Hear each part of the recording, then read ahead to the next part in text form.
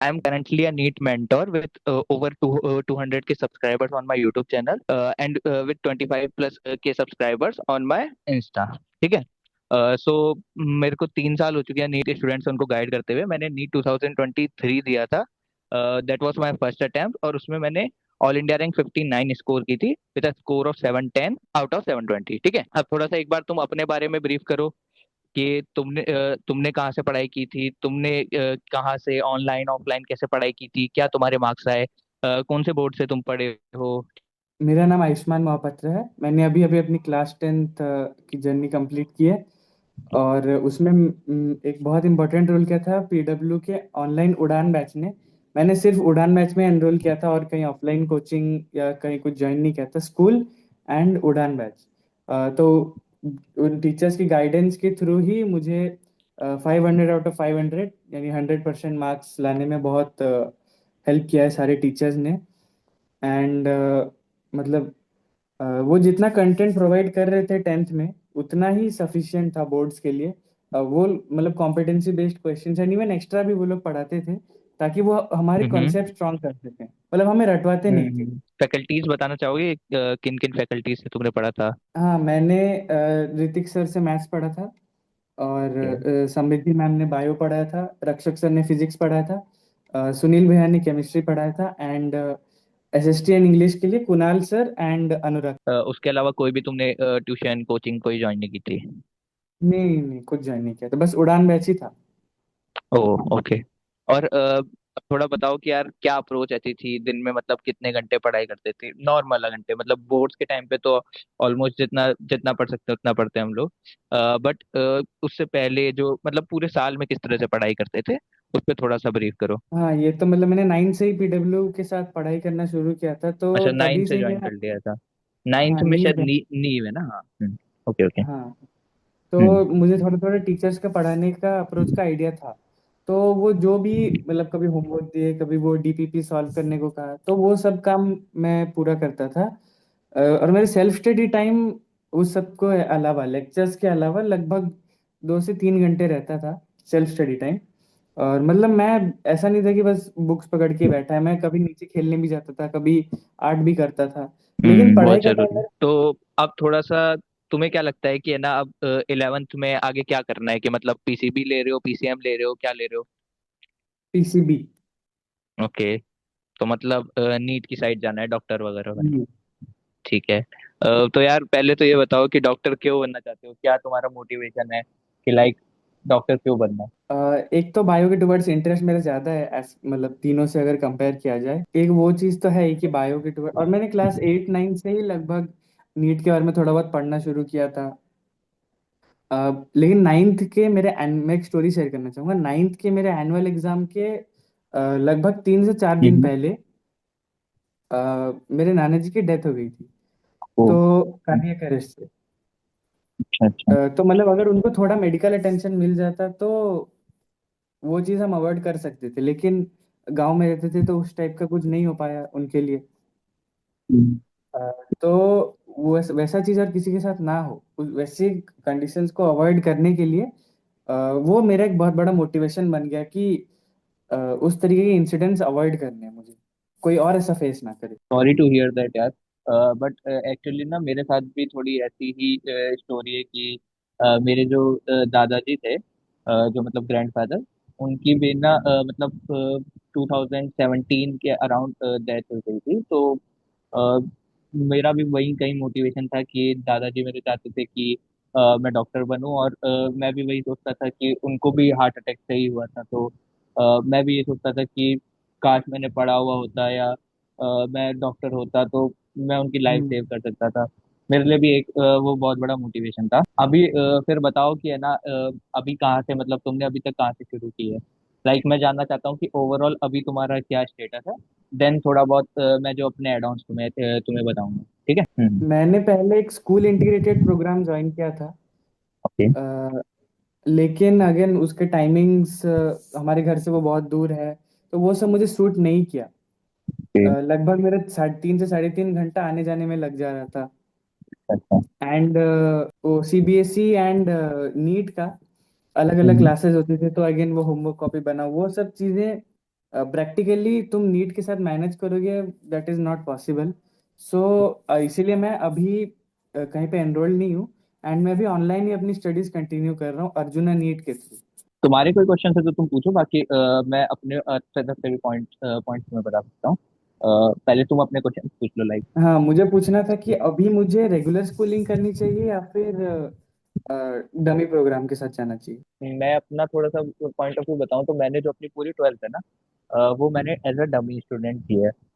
The soul reason was कि मैंने 11th में अपने उतना ज़्यादा मैं पढ़ नहीं पाया था, मतलब 11th मेरी ऑलमोस्ट मतलब वेस्ट हो गई थी डिस्ट्रैक्शंस वगैरह के कारण, या जो मतलब मिस्टेक्स में तुम्हें आगे बताने वाला हूँ उन कारण से। ठीक है। तो मैंने फिर यही सोचा था कि है ना, मुझे बहुत ज़्यादा सिलेबस कवर करना है। एंड कहीं ना स्कूल जाना, स्कूल में वही चीज पढ़ना जो तुम्हें नीट के लिए पढ़ाया जा रहा है, तो वो है ना टाइम वेस्ट होता है थोड़ा सा। ठीक है।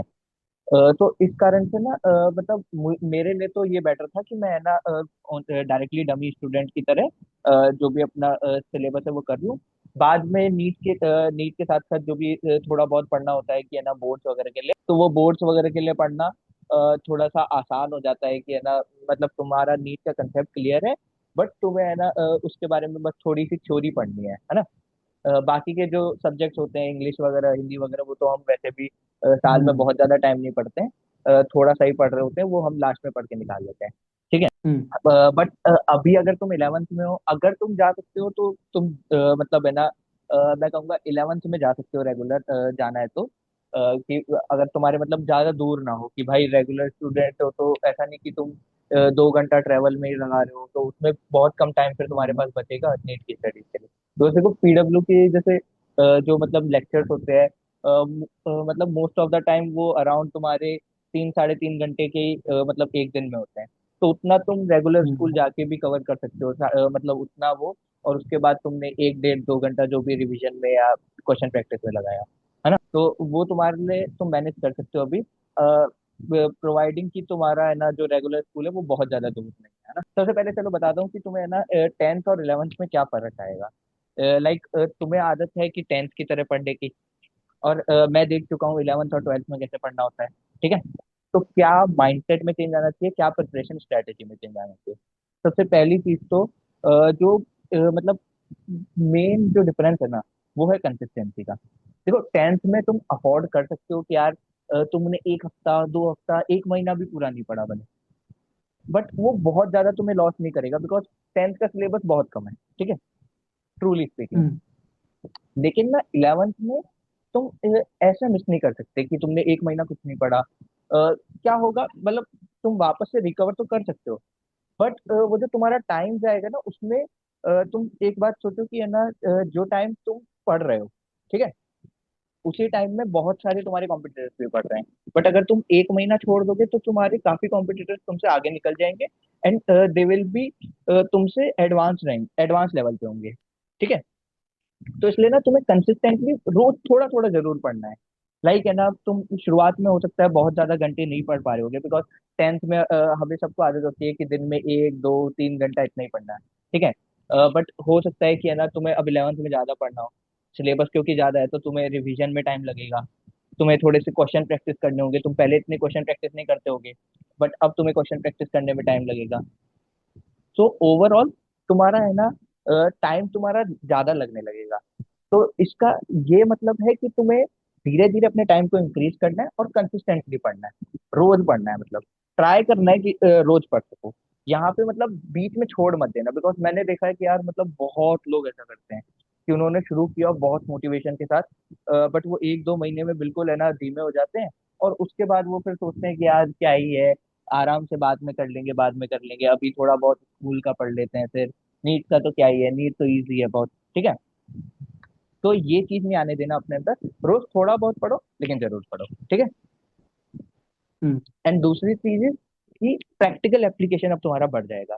लाइक तुमने पहले है ना कोई फॉर्मूला पढ़ा, अब तुमने वो फॉर्मूला बस याद कर लिया, अब तुमसे एग्जाम में या तो वो डायरेक्ट वो फॉर्मूला पूछेंगे। ठीक है। लाइक वर्क तुमने पढ़ा, ठीक है, वर्क की तुम्हारे से डेफिनेशन पूछी और वर्क का फॉर्मूला पूछ लिया। बट नीट में ना क्या होगा कि तुमसे डेफिनेशन नहीं पूछेंगे, तुमसे डायरेक्ट उसका प्रैक्टिकल एप्लीकेशन पूछेंगे। हो सकता है तुम्हें एक बड़ा सा क्वेश्चन बना के दे दें उसमें तुम्हें वर्क का फॉर्मूला अप्लाई करना है, उसमें जो भी वैल्यूज है वो पुटअप करनी है, और कैलकुलेट करके आंसर निकालना है। हो सकता है कई बार 2-3 फॉर्मूला एक साथ लग रहे हैं, तो हो सकता है कि यहाँ पे जो प्रैक्टिकल एप्लीकेशन है ना वो ज्यादा हो जाएगी चीजों की।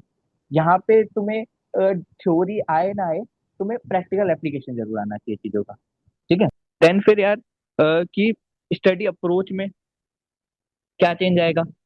स्टडी अप्रोच में है ना, यहाँ पे तुम्हें एनसीईआरटी पे बहुत ज्यादा फोकस करना होगा। लाइक पहले भी हम एनसीईआरटी पढ़ते थे, बट क्या होता था कि स्कूल में जितना पढ़ाया, या फिर जो नोट्स हमें बना दिए गए, नोट्स हमें दे दिए गए, हमने उनको अच्छे से रिवाइज कर लिया।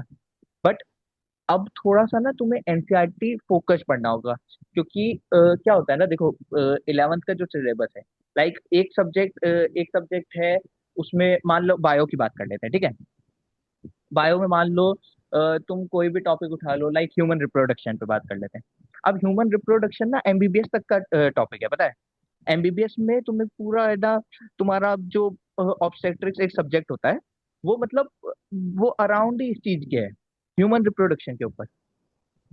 तो तुम ऑब्वियसली बात है यहाँ पे उतना नहीं पढ़ सकते, ठीक है। हम्म। तो मतलब तुम्हें ना बाउंड्रीज खींचनी पड़ेंगी कि मुझे 11th में आके इतनी चीज जो है वो मुझे अच्छे से आनी चाहिए, ठीक है। कंसेप्ट जो है वो मुझे इस बाउंड्री के अंदर अच्छे से आनी चाहिए। और वो बाउंड्री कौन सेट करता है, वो सेट करता है एनसीईआरटी। एनसीईआरटी बेसिक तुम्हारी जो जैसे सीबीएसई में तुमने पढ़ा होगा, तो सीबीएसई में भी तुम्हारी एनसीईआरटी फॉलो होती होगी, है ना। हाँ। है ना। तो वही चीज है, अब यहाँ पे भी वही फॉलो होगी, बट यहाँ पे उसका वेटेज बढ़ जाएगा, बिकॉज तुम्हारे जो क्वेश्चन होंगे वो एनसीईआरटी डिराइव्ड होंगे। तो तुम्हें एनसीईआरटी को बेस बना के अपनी जो क्वेश्चन प्रैक्टिस है वो करनी। एंड दूसरी स्टडी हम्म। अप्रोच ये होगी कि यहाँ पे तुम्हें क्वेश्चन ज्यादा करने पड़ेंगे, ठीक है, जो मैंने पहले भी तुम्हें बताया। ओके। अब थोड़ा बात करते हैं कि क्या गलतियां तुम कर सकते हो, ठीक है। तो एक बारी खुद से तुम बताओ कि तुम्हें क्या लगता है कि यार क्या सबसे कॉमन मिस्टेक्स होती होंगी। बीच में ही प्रिपरेशन छोड़ देना। ये अभी हमने बात की थी, और क्या लगता है, और खुद हाँ। से सोचो। और डिस्ट्रैक्शंस, मतलब हम्म। गेम्स वगैरह खेलना, बाहर घूमने हम्म। जाना हर टाइम, हम्म। एंड बहुत सारे सोर्सेज रखना instead of being. Definitely definitely. नहीं, मुझे तो यही लगता है, यही सबसे मेन गलतियां है। देखो सबसे मेन तो यही है।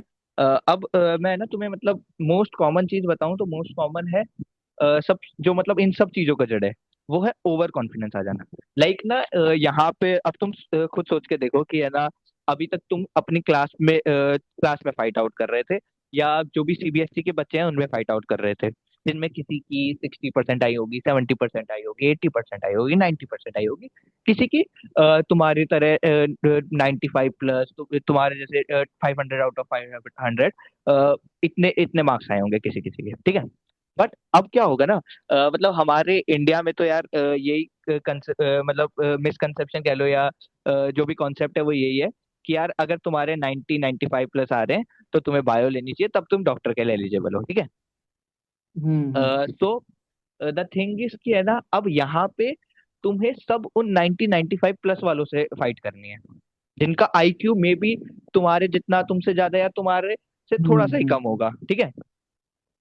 तो द थिंग इज कि है ना, अब जो तुम्हारा जो फाइट है ना, वो बहुत हाई लेवल वाले लोगों से है, मतलब या तो तुम्हारे ही आसपास की कैटेगरी के बच्चों से है। तो यहाँ पे ना तुम ये अफोर्ड नहीं कर सकते कि तुम प्रिपरेशन बीच में छोड़ दो, या तुम थोड़े से मजे करने लग जाओ। बट यही प्रॉब्लम होती है, काफी स्टूडेंट्स यही नहीं समझ पाते कि यार जिस तरह से 9th 10th आराम से निकल गई, 11th भी निकल जाएगी, और वो लोग ओवर कॉन्फिडेंस में आ जाते हैं। ओवर कॉन्फिडेंस ये कि यार मैं सब कर लूंगा आराम से। मैंने यहाँ पे भी, लाइक तुम भी सोच सकते हो कि यार मैंने 500 आउट ऑफ 500 ले आए, आराम से 720 आउट ऑफ 720 ले आऊंगा नीट में भी, ठीक है। तो ये गलती हो सकती है। इसी कारण से फिर है हम्म। ना, उन्हें लगता है कि यार थोड़ा डिस्ट्रैक्शंस को टाइम दो, डिस्ट्रैक्शंस में जाओ, ठीक है। और और चीजें एक्सप्लोर करो, दोस्त बनाओ, दोस्तों के साथ खेलो बढ़िया से, ठीक है। ये गलती मेरे से भी हुई थी कि मैं भी काफी ज्यादा गेमिंग वगैरह में चला गया था, ठीक है। जस्ट बिकॉज ऑफ दिस कि यार मेरी भी 98% आई थी बोर्ड्स में, तो बहुत अच्छे मार्क्स हैं। अब मजे कर सकते हैं, थोड़ा सा खुद को रेस्ट देना चाहिए। But this is not the thing. भले ही तुम थोड़े से धीरे से शुरू करो, दिन के 3 घंटा 4 घंटा पढ़ रहे हो, बट शुरू जरूर करना है, जल्दी करना है और अच्छे से करना है, ठीक है। कि मतलब तुम जो घंटे पढ़ रहे हो वो हम्म प्रॉपरली पढ़ रहे हो, ठीक है। दूसरी मिस्टेक लोग ये करते हैं कि यार उन्होंने पढ़ना शुरू कर दिया, और जैसा कि तुमने अभी बताया था ना कि बहुत सारे सोर्सेस से पढ़ रहे हैं। देखो सोर्सेस, तुम्हें ये समझना होगा कि नीट इज नॉट कि तुम, नीट एक क्वालिफिकेशन टेस्ट है, एक एंट्रेंस टेस्ट है। नीट ऐसा नहीं है कि भाई है ना तुम्हें पूरी नॉलेज होनी चाहिए हर चीज की। पूरी नॉलेज तुम हम्म एमबीबीएस में आके कर सकते हो, लाइक मेरे यहाँ पे आके तुम जो पढ़ना चाहो पढ़ो। 10 बुक है, 10 बुक पढ़ो भले, ठीक है। हम्म बट अभी तुम्हें उतनी जरूर इंफॉर्मेशन होनी चाहिए जितनी तुम्हारे से रिक्वायर्ड है, जितना एनटीए जो मतलब तुम्हारे क्वेश्चन जो बनाता है एजेंसी, वो जितना तुमसे एक्सपेक्ट करता है उतनी नॉलेज तुम्हें जरूर होनी चाहिए। And that is what is in the NCERT. जो हम्म एनसीईआरटी में है वो तुमसे एक्सपेक्टेड है, तुम्हें आना चाहिए। सो इसलिए एनसीईआरटी को काफी लोग इग्नोर कर देते हैं। इग्नोर कर देते हैं, उस कारण से वो लोग क्वेश्चंस नहीं बना पाते। क्वेश्चंस नहीं बनते तो फिर वो और सोचते हैं कि यार यहाँ से पढ़ लेते हैं, वहां से पढ़ लेते हैं, थोड़ा इधर से पढ़ लेते हैं। एनसीईआरटी तो क्या है, पढ़ लेंगे। बट वो लोग एनसीईआरटी को इग्नोर करते हैं, दैट्स वाई वो लोग या तो बाकी लोगों से फेल हो जाते हैं, या फिर मार्क्स अच्छे नहीं ला पाते, या फिर और इन चीजों में पढ़ के फिर वो उनका मन नहीं करता कि यार अब क्या ही पढ़ना है, मेरे तो मार्क्स ही कम आ रहे हैं। बट वो इस बेसिक थिंग को नहीं जान पाते कि यार एनसीईआरटी से पढ़ना ही इंपॉर्टेंट है, ठीक है। तो मैं यही चाहूंगा कि तुम हम्म। ये गलती मत करना, ठीक है। एंड और कोई डाउट बताओ। और उधर मतलब एम्स जाने के बाद भी क्या नीट पीजी के लिए पढ़ना शुरू हो जाते हैं, ऐसा कुछ होता है? ये सब चिल है? देखो मतलब है ना, यहाँ पे मैं झूठ नहीं कहूंगा कि यार यहाँ पे बिल्कुल चिल है, नहीं पढ़ना तुम्हें, कुछ भी बहुत मजे करो, ऐसा कुछ भी नहीं है। पढ़ना तुम्हें यहाँ भी पड़ेगा, पढ़ तुम नीट में भी रहो। बट द डिफरेंस इज कि है ना, तुम्हारा जो हार्ड कोर स्टडी सेशंस है ना, लाइक तुम्हें तुम जैसे अभी तो तुमने शुरू किया है, धीरे धीरे जैसे टाइम निकलेगा ना तुम्हें पता चलेगा कि यार तुम्हें दिन में 8-10 घंटे पढ़ना पड़ रहा है। जैसे जैसे एग्जाम पास में आएगा हो सकता है तुम्हें दिन के 13-14 घंटे पढ़ना पड़ रहा है, ठीक है। द थिंग हम्म इज कि हाँ, तुम्हें पढ़ना पड़ेगा। बट यहाँ पे जो हार्ड कोर सेशन है ना वो तुम्हारे बहुत ज्यादा है नीट में, कि भाई तुम्हें दिन में इतना घंटे पढ़ना पड़ रहा है। लेकिन जैसे तुम एमबीबीएस में आओगे, एमबीबीएस इस की भाई तुम्हें 5 साल की डिग्री है, तुम्हें पढ़ना जरूर है इसमें, बिकॉज एट द एंड तुम्हारा गोल वही है कि तुम्हें डॉक्टर बन के निकलना है, और डॉक्टर बनने के लिए तुम्हारे पास नॉलेज होनी चाहिए, ठीक है। हम्म तो पढ़ना पड़ेगा, बट तुम अपने टर्म्स पे पढ़ सकते हो कि यार आज मुझे ये टॉपिक पढ़ाया, मैं ये पढ़ लूंगा, ठीक है। आज मुझे ये टॉपिक यहाँ से पढ़ने का मन है, मैं यहाँ से पढ़ सकता हूँ। मुझे यहाँ से क्वेश्चंस थोड़े देखने हैं, या यहाँ पे मुझे कोई टेस्ट देना है, वो दे सकते हैं। बाकी जो नीट पीजी की तुम बात कर रहे हो, नीट पीजी तुम मतलब फर्स्ट ईयर से तो देखो कोई नहीं पढ़ना जाता है। फर्स्ट ईयर में मेन थिंग इज कि है ना तुम्हें अपने कंसेप्ट डेवलप करने होते हैं। जो 3 सब्जेक्ट्स होते हैं, एनआर्ट, फिजियोलॉजी एंड बायोकेमिस्ट्री, इनमें तुम्हारे जो बेसिक कंसेप्ट्स हैं वो तुम्हें डेवलप करने होते हैं, कि तुम्हें अभी तक कितना आता है, तुम्हें और क्या क्या जानना चाहिए, वो सब तुम जानते हो। देन फिर लोग सेकेंड ईयर एंड से या थर्ड थर्ड ईयर से, मोस्टली थर्ड ईयर से लोग जो अपनी नीट पीजी की प्रिपरेशन वगैरह है वो चालू करते हैं, ठीक है। तो इतना हम्म। ज्यादा लोड नहीं है एमबीबीएस में आने के बाद, ठीक है। तो अब एक चीज मैं तुमसे ये पूछना चाहूंगा कि यार तुमने जैसे अभी 9th 10th अपनी ऑनलाइन पढ़ी थी, ठीक है, पीडब्ल्यू से। तो तुम्हें क्या लगता है कि क्या चीज होती है कि तुम ऑनलाइन में आसानी से पढ़ सको, तुम डिस्ट्रैक्शंस को किस तरह से टैकल डाउन करते थे, किस तरह से तुम अपने आप को फोकस रखते थे, कुछ इस बारे में बताओ। हाँ, मैंने एक ऐप डाउनलोड किया था, तो उसमें मैंने मोस्टली डिस्ट्रैक्टिंग वेबसाइट्स वगैरह सब ब्लॉक कर दिए थे। मतलब सोशल मीडिया पे तो मैं हूँ नहीं, सिर्फ यूट्यूब एंड व्हाट्सएप ही है। तो उसमें भी मैंने टाइमर लगा दिया था, लाइक यूट्यूब पे शायद 1 घंटे या ऐसा, एग्जाम के पास तो आधे घंटे का टाइमर लगा दिया था मैंने। हम्म। उसके बाद से ऐप लाइक लॉक हो जाता था, तो ओके। डिस्ट्रैक्शंस वाली प्रॉब्लम तो नहीं आई। एंड ऑनलाइन ये है कि वो आस्क एआई वाला फीचर एक हो गया, जो नया है। उसमें मेरा हम्म। डाउट एक इंस्टेंटली रिजॉल्व हो जाता है। एंड मतलब टीचर्स की क्वालिटी, मतलब टॉप कोचिंग से हम कंपेयर कर सकते हैं। जैसे फिजिक्स तो अभी सलीम सर पढ़ा रहे हैं हमको, तो हम्म। मतलब जो टॉप कोचिंग्स के मॉड्यूल्स है एंड उनके हम्म। क्वेश्चंस है, बहुत सिमिलर। मैंने कंपेयर किए हैं, मेरे दोस्त जाते हैं, तो मैंने वही अच्छा अच्छा। कंपेयर करके देखा है, तो टीचर्स की क्वालिटी इस प्राइस रेंज पर भी बहुत बढ़िया है।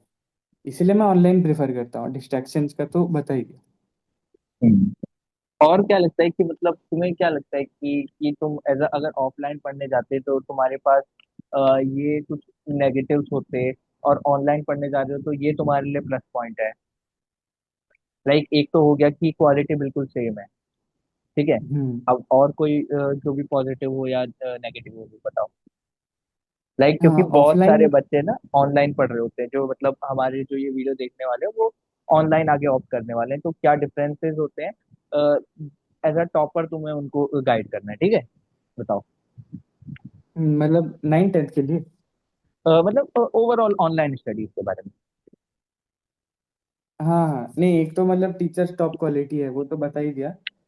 एंड मतलब ऑफलाइन भी मतलब खराब ऑप्शन नहीं है। ऑफलाइन में ये है कि मतलब तुम डायरेक्ट इंटरेक्ट कर पा रहे हो, तो वो भी एक बहुत बढ़िया। अगर किसी से नहीं हो पा रहा है सेल्फ स्टडी, देन उसके लिए तो ऑफलाइन ही सबसे अच्छा है। लेकिन ऑफलाइन में ये है कि फिर वहाँ पे वो चीज़ें होती है कि बैच शफल हो जा रहा है कभी। कभी हम्म तुम इस बैच में हो, कभी उस बैच में हो, तो उसमें फिर कंटेंट में डिफरेंस आ जाता है, कंटेंट के लेवल में भी डिफरेंस आ जाता है।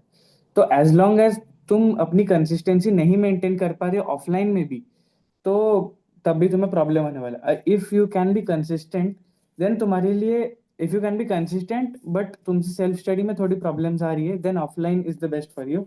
लेकिन अ, अगर तुम कंसिस्टेंट भी रह सकते हो एंड सेल्फ स्टडी को प्रायोरिटाइज कर सकते हो एंड डिस्ट्रैक्शंस भी अवॉइड कर सकते हो, फिर ऑनलाइन, मतलब ऑनलाइन से बेहतर कुछ है नहीं। हम्म। लाइक अब मतलब मैं थोड़े पॉइंट्स ऐड डाउन करना चाहूँ तो देखो कि ऑनलाइन में ना एक चीज ये बेटर है कि तुम है ना अपने टर्म्स के हिसाब से तुम चीजों को मैनेज कर सकते हो। लाइक तुम्हें पढ़ना है कि मान लो ये टॉपिक है उसका मुझे लेक्चर देखना है, तुमने उसका रिकॉर्डेड लेक्चर खोला, तुमने जाके पढ़ लिया, ठीक है। हम्म बट ऑफलाइन ये तुम्हें प्रोवाइड नहीं करता। ऑफलाइन में तुम्हें टीचर पे या जो कोचिंग है उस पर डिपेंडेंट होना पड़ेगा। मतलब जो हम्म कि एक अच्छी चीज भी है कि उनके तुम शेड्यूल के हिसाब से चल सकते हो। अगर तुम हम्म थोड़े से मतलब खुद के शेड्यूल पे नहीं चल सकते, खुद से मैनेज नहीं कर सकते चीजें, तो ऑफलाइन इसलिए उस चीज में बेटर है।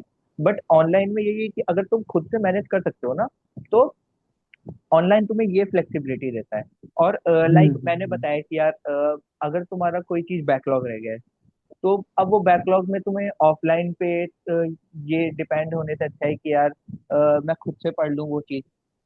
उस चीज में तुम्हारे लिए ऑनलाइन अच्छा है। और है ना, वही है कि ऑफलाइन हो सकता है कि मतलब सबके तो आसपास नहीं होते कोचिंग सेंटर, तो हम्म उनको हम्म दूर जाना पड़ रहा है, तो टाइम इशू बहुत लोगों को आता है। अब वही अगर 1-2 घंटा वो आने जाने में वेस्ट कर रहा है, उससे अच्छा अगर वो घर पे बैठ के वही 1-2 घंटे में एक लेक्चर हम्म और लगा लेगा, 50 क्वेश्चन और सॉल्व कर लेगा, तो that will be a good thing. तो ये मेरा पॉइंट ऑफ व्यू है ऑनलाइन को लेकर के, दैट्स वाई मैंने ऑनलाइन प्रेफर किया था, ठीक है। हम्म। और बताओ कि मतलब तुम्हें क्या लगता है कि तुम्हारे हमें इमीडिएट स्टेप्स क्या होने चाहिए नीट प्रिपरेशन को लेकर के। लाइक कि तुम्हें अभी कैसे अप्रोच करना है 11th को। अभी तो मतलब मैं वही एनसीईआरटी फोकस्ड ही रहने वाला हूँ, जितना भी मैंने पढ़ा है अभी तक। एनसीईआरटी फोकस्ड ही पढ़ा है। And hmm physics and chemistry के लिए थोड़ा दो हाई लेवल कंटेंट बैच में दिया ही जा रहा है। एंड उसके अलावा जो बैच में भी बहुत सारे फीचर्स है, लाइक इन्फिनिटी प्रो में कुछ फीचर्स है, प्रिपरेशन मीटर एंड चैप्टर, वो टेस्ट सीरीज, ऑफलाइन टेस्ट भी होंगे जिसका मुझे एक्सेस मिला है। Excuse me. तो वो चीज़ बहुत बेनिफिशियल हो रही है कि मैं पढ़ भी रहा हूँ एंड टेस्ट भी दे रहा हूँ। तो वो मैं प्लान कर रहा हूँ कि मतलब वीकली टेस्ट जो है वो मैं फुल फ्लेज तरीके से देने वाला हूँ। तो मतलब हाँ, हालांकि अभी भी मतलब पीडब्ल्यू के जो मॉड्यूल्स है उसमें भी बहुत हाई क्वालिटी कंटेंट है, तो मैं उसी चीज़ को अभी फॉलो करने वाला हूँ। मतलब जो इमीडिएट जितनी भी पढ़ाई मैं करने वाला हूँ, and physics and physical chemistry के लिए कुछ हाई लेवल कंटेंट जो बैच के अलावा कुछ मतलब जो अच्छे बुक्स हैं, तो वो यूज करके मैं न्यूमेरिकल सॉल्व करने का सोच रहा हूँ। ओके। अब थोड़ा सा अगर मैं खुद से ऐड ऑन करता हूँ कि like what should be a ideal scenario, कि मतलब तुम्हें किस तरह से प्रिपरेशन करनी चाहिए, ठीक है। हम्म। तो मतलब तुम जो कर रहे हो वो तो मतलब बहुत अच्छा सिनेरियो है, बहुत अच्छी तुम अप्लाई कर सकते हो। तो सबसे पहले तो यार मतलब जैसे तुम्हारे जो भी लेक्चर्स वगैरह हो उनको है ना बहुत अच्छे से अप्रोच करना।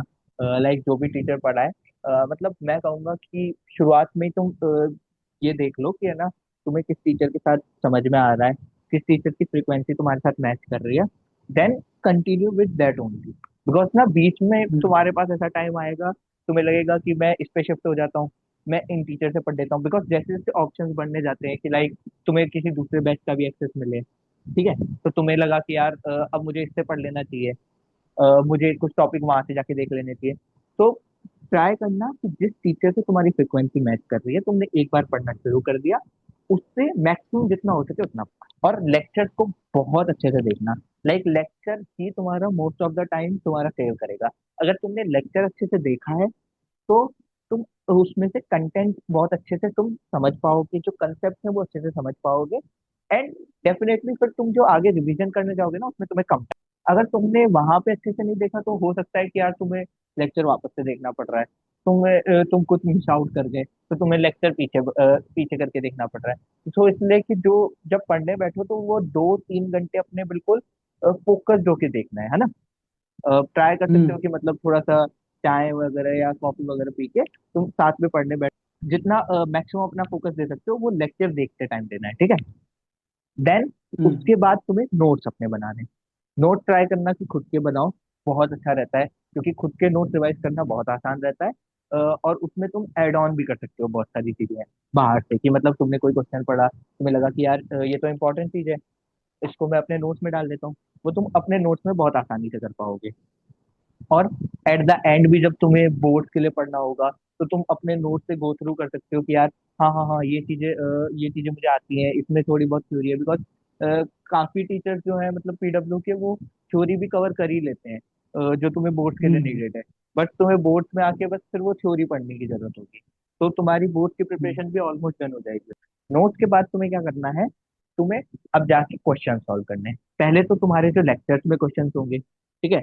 अब सबसे एक मतलब मेजर प्रॉब्लम ना लोगों को आती है, लाइक तुमने अभी मतलब मैं एक्सपेक्ट कर रहा हूँ कि तुमने बहुत ज्यादा क्वेश्चन अभी सॉल्व नहीं किए होंगे, तो मे भी तुम्हें अभी हम्म। वो प्रॉब्लम नहीं आ रही हो, बट जैसे जैसे तुम क्वेश्चन और सॉल्व करोगे तो तुम्हें प्रॉब्लम आ सकती है ये कि क्वेश्चन में ना हम मतलब जब टीचर ने हमें पढ़ाया तब तो हमें समझ आ गया, ठीक है। बट जब हम खुद से क्वेश्चन सॉल्व करने जा रहे हैं ना तो थोड़ी प्रॉब्लम होने लगती है कि यार हमें समझ नहीं आती अप्रोच। ये प्रॉब्लम फेस की है तुमने यार, मतलब अभी तक नहीं? हाँ, टेंथ में जब कॉम्पिटेंसी बेस्ड क्वेश्चन सॉल्व करता था, जो क्वेश्चन बैंक मिलते थे, हम्म। तो उसमें थोड़ा मतलब हायर ऑर्डर थिंकिंग चाहिए रहता था। हम्म। तो तब तो थोड़ी बहुत इसकी। तो ना इसमें बहुत अच्छी चीज ये है कि है ना तुम्हें ध्यान देना है जब तुम्हारे टीचर जब क्वेश्चन को सॉल्व कर रहे हो, वो सिर्फ ये तुम्हें क्वेश्चन सॉल्व करना नहीं बता रहे। हम क्या करते हैं ना कि क्वेश्चन को देखते हैं कि यार अच्छा अच्छा अच्छा ऐसे ऐसे सॉल्व किया, ऐसे ऐसे आंसर आ गया और आंसर रट लिया, ठीक है। अब अब बिल्कुल। हमें अगली बार जब क्वेश्चन देंगे तो हम या तो अगर आंसर रटा हुआ है तो हमें आ जाएगा, अगर आंसर नहीं रटा हुआ तो हमें प्रॉब्लम आएगी। बट हमें ना जब टीचर क्वेश्चन सॉल्व कर रहा है हमें एक और चीज ध्यान देनी होती है, वो होता है कि उन्होंने किस तरह से क्वेश्चन को अप्रोच किया। लाइक हम्म। एक 3-4 लाइन के जो पैराग्राफ है उनसे ना कभी भी देखना तुम्हारे जो टीचर है ना वो क्या करेंगे, वो 5-6 लाइन मतलब 5-6 छोटी छोटी चीजें निकालेंगे कि ये चीजें इसमें दी हुई है क्वेश्चन में, ये चीजें इसमें पूछी है, ठीक है। तो ये चीज ना तुम्हारे माइंड को शेप करेगा कि यार तुम्हें अपनी मतलब 5-6 लाइन का जो भी पैराग्राफ है उसमें से कहाँ से सिर्फ 5-6 इंपॉर्टेंट चीजें ढूंढ के निकालनी, वो चीज तुम्हें सीखनी होगी। वो तुम तभी सीख पाओगे जब तुम टीचर के अप्रोच को जानोगे कि इस तरह से वो क्वेश्चन में से ये 5-6 इंपॉर्टेंट चीजें उन्होंने निकाल ली। फिर वो देखते हैं कि यार क्वेश्चन पूछा क्या गया है, और वो हर चीज को लिखते हैं। वो सिर्फ इसलिए नहीं लिखते कि तुम्हें पढ़ाना है, वो इसलिए लिखते हैं बिकॉज हमारा माइंड भी उस तरह से डिजाइंड है कि जब तक हम लिखेंगे नहीं ना वो चीज, तो हमें वो इतना अच्छे से ट्रेन नहीं होता कि वो हर चीज को अपने आप से सोच।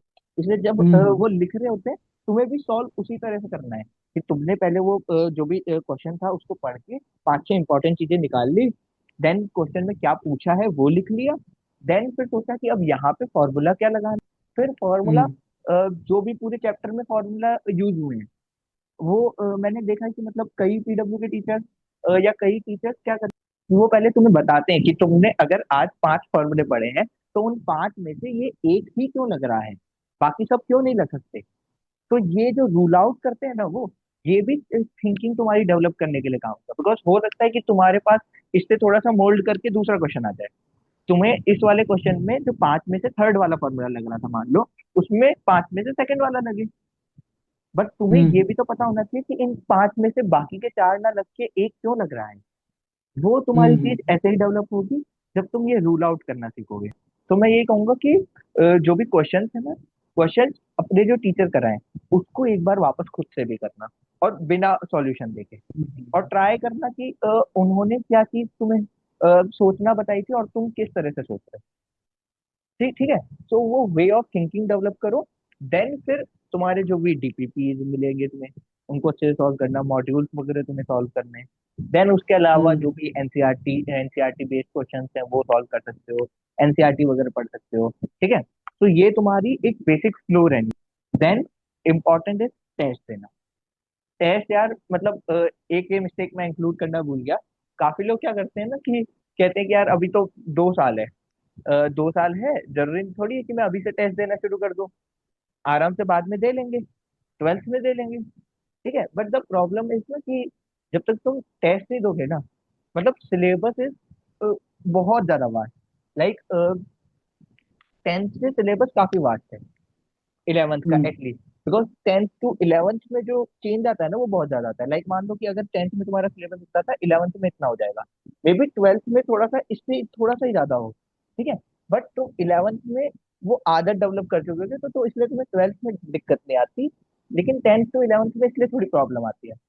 अब यहाँ पे ना तुम जो जो तुम चीजें रिटेन रखोगे वो रिटेन ऐसे ही रख पाओगे जब तुम क्वेश्चन सॉल्व करोगे। और क्वेश्चन कैसे सॉल्व करोगे? टेस्ट देके। टेस्ट देना बहुत अच्छा तरीका होता है, लाइक कि है ना तुम्हारा जो टेस्ट होगा ना उसमें अब तुम खुद से सवाल सॉल्व करने बैठो कि हो सकता है कि यार तुमसे 2 घंटे में 60 क्वेश्चन ही सॉल्व हुआ है ना, बट जब हम्म तुम खुद से टेस्ट दे रहे हो उसमें तुम्हारे 180 क्वेश्चन 180 मिनट में सॉल्व हो रहे हैं, मतलब 3 घंटे में 180 क्वेश्चन तुम्हारे सॉल्व हो रहे हैं, और वो डेफिनेटली सॉल्व करने ही पड़ेंगे तुम्हें बिकॉज टेस्ट अपने आप सबमिट हो जाता है फिर। तो वो बहुत हम्म अच्छा तरीका है तुम्हारा क्वेश्चन सॉल्व करने का भी, और तुम्हें एक अप्रोच डेवलप करने का, और सबसे इम्पोर्टेंट एक सिटिंग आवर्स में डेवलप करने का, बिकॉज यार किसी की भी इतनी आदत नहीं होती है कि 3 घंटे हम्म लगातार बैठ सके। बट हम्म अगर तुम 11th में 3 घंटे लगातार बैठना भी सीख गए ना, मे भी तुम्हारे क्वेश्चन बहुत ज्यादा गलत हो रहे हैं, कोई बात नहीं, वो सब तो तुम 12th में डेवलप कर ही लोगे। But the main hmm thing is 3 घंटे लगातार बैठना, और उस टेस्ट के जो भी सारे क्वेश्चन है उनको अटेम्प्ट कर पाना, दैट इज वेरी इंपॉर्टेंट। मतलब कौन से सोर्सेज फॉलो करने चाहिए एनसीईआरटी के अलावा, या एनसीईआरटी ही सफिशिएंट है 11th के लिए? देखो एनसीईआरटी मतलब एनसीईआरटी इज द बाइबल, सबसे इंपॉर्टेंट सोर्स तुम्हारा एनसीईआरटी है तुम्हारा। तो एनसीईआरटी को तो तुम्हें अच्छे से लेके ही चलना है। देन इसके अलावा जो सोर्सेज तुम यूज कर सकते हो, ठीक है, वो है तुम्हारे एक तो जो भी डीपीपी तुम्हें मिल रही है बैच के साथ, वो सॉल्व हम्म करनी है। ठीक है, मतलब मैं सारे सोर्सेज जहाँ से तुम्हें क्वेश्चन सॉल्व करना है वो बता रहा हूँ। ठीक है, हम्म एनसीईआरटी सबसे ज्यादा important. Second number is PYQ. PYQs are too much important. PYQs क्या मतलब मे भी मैं एक्सपेक्ट कर रहा हूँ तुमने इतने ज्यादा पीवाईक्यूज अभी सॉल्व नहीं किए होंगे। तो द थिंग इज पीवाईक्यूज तुम्हें ना बताते हैं कि यार इस तरह के क्वेश्चन आ चुके हैं पहले, इस लेवल के क्वेश्चन आते हैं, इस डिफिकल्टी लेवल पे तुम्हें खुद को ट्रेन करना है। ठीक है, वो सब तुम्हें कब पता हम्म चलेगा जब तुम पीवाईक्यू सॉल्व करो, and that is very very important. इसलिए पीवाईक्यू सॉल्व करना बहुत ज्यादा इंपॉर्टेंट है। तुम पीडब्ल्यू की भी पीवाईक्यू बुक आती है वो ले सकते हो, या कोई और ब्रांड की तुम पीवाईक्यू बुक भी ले सकते हो, but the thing is PYQ book solve कर कितने हम्म कितने साल के पीवाईक्यू सॉल्व करना है। देखो जो बाकी के सब्जेक्ट्स हैं फिजिक्स और इनऑर्गेनिक केमिस्ट्री को छोड़ के, उनमें तो तुम मतलब 20-25 ईयर्स की आराम से सॉल्व कर सकते हो। मैं तुम्हें रिकमेंड करूंगा 25 ईयर्स की जो पीवाईक्यू बुक है वो सॉल्व करना। ठीक है, बट जब तुम इसमें सॉल्व करोगे, जो फिजिक्स सॉरी जो बायो है और इनऑर्गेनिक केमिस्ट्री है, इसमें क्या होता है ना कि रिसेंटली सिलेबस मतलब चेंज हुआ है 2014 14 के बाद से। 2014 से पहले जो एनसीईआरटी थी वो भी अलग थी, और एनसीईआरटी से बाहर से भी ज्यादा पूछा जाता था। उसके बाद से वो लोग काफी कन्फाइंड है एनसीईआरटी पे। तो हम्म 2014-15 के बाद से जो पीवाईक्यूज हैं वो तुम बायो इनऑर्गेनिक केमिस्ट्री पे सॉल्व कर सकते हो। ठीक है। हम्म देन थर्ड सोर्सेस तुम्हारे जो भी डीपीपीज हैं। ठीक है। डीपीपीज अपने जो भी लेक्चर के साथ तुम्हें मिल रही है उनको सॉल्व कर सकते हो। फोर्थ इज जो भी तुम्हारे लेक्चर के क्वेश्चंस हैं, ठीक है, जैसा अभी तुम्हें बताया, उनको सॉल्व कर सकते हो। फिफ्थ इज जो भी है ना तुम्हारे जो मॉड्यूल्स हैं उनको सॉल्व कर सकते हो। ठीक है। हम्म सिक्स इज कि है ना तुम ये सब सॉल्व करने के बाद भी जैसे एनसीईआरटी बेस्ड कोई क्वेश्चन बुक सॉल्व कर सकते हो। या तो जैसे जो पीडब्ल्यू के ही मतलब एनसीईआरटी बेस्ड क्वेश्चंस ऑनलाइन तुम्हें मिल जाते हैं वो कर सकते हो। या फिर पीडब्ल्यू की ही NCERT based I guess NCERT punch आती है, उसको सॉल्व कर पंच। सकते। या फिर कोई और मतलब काफी ब्रांच की भी आती है, जो तुम्हें सॉल्व करनी हो, तुम्हें जो अच्छी लगे उसको सॉल्व कर सकते हो। ठीक है। हम्म। एंड अपार्ट फ्रॉम दैट मैं एक चीज रिकमेंड करूंगा कि मतलब जो काफी कम लोग बताते हैं वो है एनसीईआरटी के एग्जाम्पल्स और एनसीईआरटी के एग्जाम्पलर। एनसीईआरटी एग्जाम्पलर एक और अलग से आती है, वो तुम मतलब हाँ ऑनलाइन हाँ। डाउनलोड भी कर सकते हो। अ, वो तुम्हारा सॉल्व करना बहुत मतलब उसमें से कई बार ना क्वेश्चंस आ जाते हैं, मैंने देखा है। ठीक है। तो उसको सॉल्व कर सकते हो। और एनसीईआरटी के एग्जांपल्स तो जो एनसीईआरटी के बीच बीच में एग्जांपल्स दिए हुए होते हैं, हम्म। खासकर जो एमसीक्यू मतलब जो न्यूमेरिकल्स होते हैं ना, लाइक उसमें फिजिकल केमिस्ट्री इनऑर्गेनिक ऑर्गेनिक और फिजिक्स में। ठीक है। हम्म मतलब बायो को छोड़ के बाकी सब में एग्जांपल्स वगैरह न्यूमेरिकल दिए हुए होते हैं, उनको सॉल्व कर सकते हो। उनका बेसिक एक हम्म अप्रोच देख सकते हो। मतलब उनमें क्या होता है कि कैलकुलेशन थोड़ी सी टफ होती हैं, बिकॉज उन्होंने मतलब नीट के हिसाब से नहीं बनाई है। तो बस तुम एक बेसिक अप्रोच देख सकते हो कि हाँ इस तरह से इसको सॉल्व करना है। ठीक है।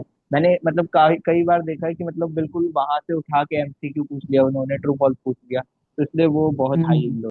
इसके अलावा तो आई डोंट थिंक सो कि तुम्हें बहुत ज्यादा सोर्सेज पे जाना चाहिए। एक चीज हम्म तुम ये सॉल्व कर सकते हो कि मतलब जब अभी नहीं, जब तुम्हारा 11 12 खत्म हो जाए, जब तुम्हारा नीट आने वाला हो, तब जो जेई मेंस के जो पेपर हैं उस टाइम पे वो सॉल्व कर सकते हो। कि मतलब जैसे ही तुम्हारा सिलेबस कंप्लीट हो जाए उसके बाद से जो उस टाइम पे जैसे तुम्हारा जब नीट का एग्जाम होगा उसी साल जो जेई मेंस के पेपर हो रहे हैं उनको थोड़ा बहुत सॉल्व कर सकते हो, बिकॉज एनटीए दोनों बनाता है तो थोड़ा बहुत रिपीट हाँ। होने के चांसेस होते हैं।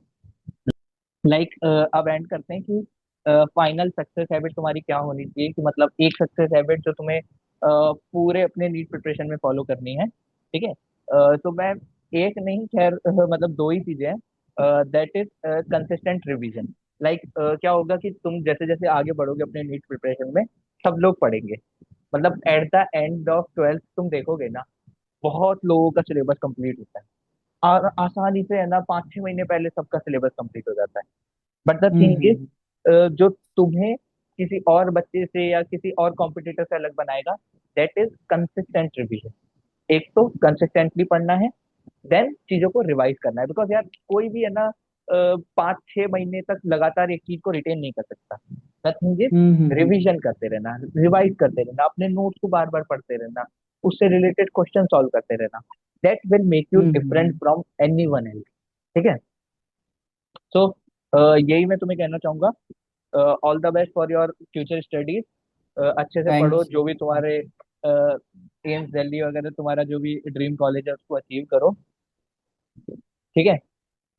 तो thank you so much. Okay.